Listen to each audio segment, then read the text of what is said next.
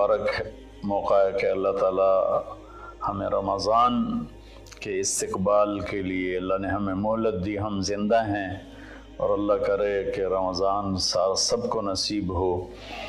रमज़ान एक ख़ास महीना है जो अल्लाह की रहमतों को लेने का है। अल्लाह ताला का अर्श पहले आसमान पर आ जाता है, जहन्नुम के दरवाज़े बंद कर दिए जाते हैं, जन्नत के दरवाज़े खोल दिए जाते हैं। ये पहले किसी उम्मत के लिए नहीं था। उनका रोज़ा मशक्क़त वाला था, इफ्तारी से इफ्तारी।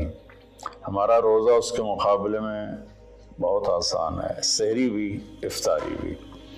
उनकी नमाज तरावी नहीं थी, हमारी नमाज तरावी है कुरान सुनने के लिए, कुरान को ज़िंदा रखने के लिए। तो अल्लाह ताला की तरफ से ऐलान होता है, 24 घंटे दिन रात ये ऐलान होता है, हल मिन मुस्तग़फ़िरिन फ़अग़फ़िर लहू, हल मिन ताइबिन फ़अतूब अलैहि, हल मिन साइलिन फ़अअतियहू।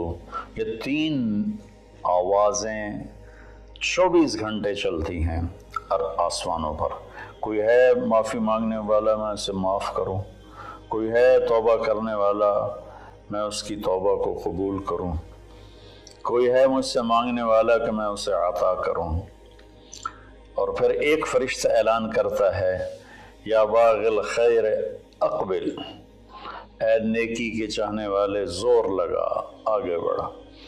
और दूसरा फरिश्ता ऐलान करता है, या बाग़ शर्र अदबिर, ऐ गुनाहों में डूबे हुए इंसान वापस आ जा, अल्लाह की छाँव में आ जा, अल्लाह की रहमत में आ जा, अल्लाह की बख्शिश की चादर में अपने आप को छुपा ले। और इसमें फ़र्ज़ 70 फ़र्ज़ के बराबर हो जाता है, नफल फ़र्ज़ के बराबर हो जाता है। और अली रज़ी अल्लाह तआला अन्हु अलैहिस्सलातु वस्सलाम का फरमान है कि कोई शख्स एक फ़र्ज़ रोज़ा छोड़ दे, फिर उसकी क़ज़ा में क़यामत तक अमली नफली रोज़े रखता रहे तो उस एक फ़र्ज़ को नहीं पहुँच सकता। तो सारे दोस्तों से दरख्वास्त है कि रोज़े का एहतमाम फरमाएं और अल्लाह की रहमत को लूट लें।